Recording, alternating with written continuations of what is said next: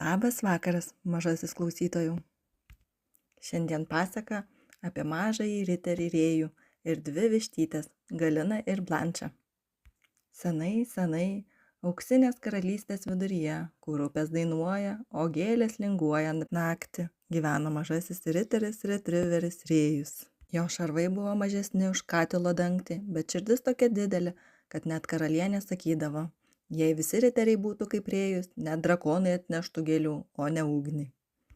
Tik štai viena bėda. Rėjus turėjo dvi vištytės, kurios gyveno jo šarvuose. Viena ant kairiojo peties vištytė Galina, baltutė kaip debesėlis, visada kalbėdavo švelniai. Rėjau, būk drąsus, bet gera širdis, gėris visada laimi. O kita ant dešiniojo peties vištytė Blanča, juoda kaip degęs blinukas, vis kuždėdavo: kam tau vargti, mažasis riteri, pažiūrėk, pasaulis tau skolingas, imk ką randi, juk tu herojus. Ir nors Rėjus kartais tik norėdavo tylos, jos abi niekada nesiliaudavo kudakuodavos. Vieną saulėtą rytą Rėjus nusprendė nueiti į turgų. Ten visada vykdavo stebuklai. Prekiaudavo kas tik kuo nori. Bebras Benediktas pardavinėdavo vandeniui nepralaidžias kepures, nors lietui jos šlapdavo pačios pirmos. Varlės Zuzė dainuodavo dainas už 2 varliukus, o paršiukas Bobis, garsusis pyragėlių kepėjas, kepdavo mėnulio formos pyragėlius su žvaigždžių cukrumi. Rėjus vos užuodė kvapą, bet tuo metu iš už kampo šast 3 varnos vagilės nutvėrė Bobio piniginę ir šast į mišką. Padėkit, mano pinigėliai, mano pyragai, sušuko Bobis. Rėjus nė sekundės nesvarstė. Šarvai sučirškėjo, uodega sujudėjo, o 2 vištytės kartu šūktelėjo: Galina, į pagalbą! Blanča, o gal palaukim, gal tos varnos tik patikrina, ar pinigai tikri. Bet Rėjus jau lakstė mišku kaip gyvas vėjas. Miške jis rado 3 varnas, sėdinčias ant šakos ir skaičiuojančias monetas. 1 kiaušinis, 2 kiaušiniai, 3. Ups, čia ne kiaušiniai, čia pinigai, juokėsi varna vadeiva. Atiduokit Bobio turtą, drąsiai sulojo Rėjus. Varnos pradėjo kikenti. O ką darysi, jei ne? Rėjus pagalvojo sekundę, tada įspyrė į žemę ir šuolis. Bet šaka lūžo, jis krito į lapus, o 2 vištytės suspiegė. Galina suposi ant šakos, Blanča įstrigo šalme.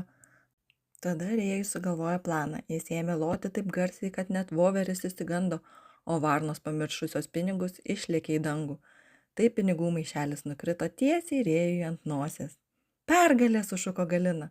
Gaila, kad ne pyragėliai, suburbėjo Blanča. Rėjus surinko monetas, jos taip žibėjo saulėje, kad net akis blizgėjo net Blančai.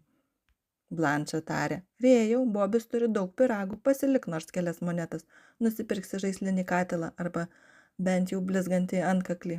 Galina sako: Rėjau, padaryk kas teisinga, gerumas visada sugrįžta. Rėjus sėdėjo po medžiu, monetas kratė ir svarstė, o gal tik truputį, gal vieną mažą monetėlę, kad niekas nepastebėtų. Bet tada netikėtai atskrido kvapas, Bobio pyragėliai. Paršiukas atbėgo visas drebantis. Rėjau, tu sugrįžai, aš maniau, kad viskas prapuolė. Rėjus pažvelgė į jo džiaugsmingas akis ir nusišypsojo. Bobiau, štai tavo pinigai ir dar viena dovana. Aš visada tave ginsiu. Bobis net apsiverkė iš laimės ir padovanojo Rėjui 3 mėnulio pyragėlius. Blanča žinoma pasakė: gerai, kad bent tiek gavai už vargą. Grįždamas namo, Rėjus užlipo ant akmens. Plikt, šarvai strigo. Galina kudakavo iš visų jėgų. Kairėn, dabar dešinėn, Blanča kriokė. Palik tuos šarvus, eik nuogas, vis tiek gražus retriveris. Rėjus išsivadavo, bet visas purvinas kaip bulvė. Ta vakarą pilies tarnaitės juokėsi iki ašarų. Net karalienė atnešė kibirą vandens ir sakė: štai tau riteriškas vonios iššūkis. Kitą rytą karalystės aikštėje Bobis iškepė pyragėlių ir pakabino lentelę. Dėkoju riteriui Rėjui, tam karalystės draugui. Rėjus kukliai nuleido uodegą. Galina šypsodamasi sušnabždėjo: mat, gėris visada sugrįžta. O Blanča tyliai pripažino: na gerai, gal ir smagu būti gera vištytė, bet tik kartais. Nuo to laiko, kai Rėjus eidavo į naujus žygius, abi vištelės sutardavo dainuoti kartu. Jei širdį gėris plazda, blogis tarsi dulkės krenta, kudakuok, bet daryk gerą, nes taip gyventi linksmiau ir šviesiau. Taigi, net jei tavo galvoje gyvena dvi vištytės, viena gera, o kita pikta, klausyk tos, kuri moko padėti, o ne pasimti. Nes gėris visada sugrįžta, net jei iš pradžių atrodo, kad pyragėliai svarbesni.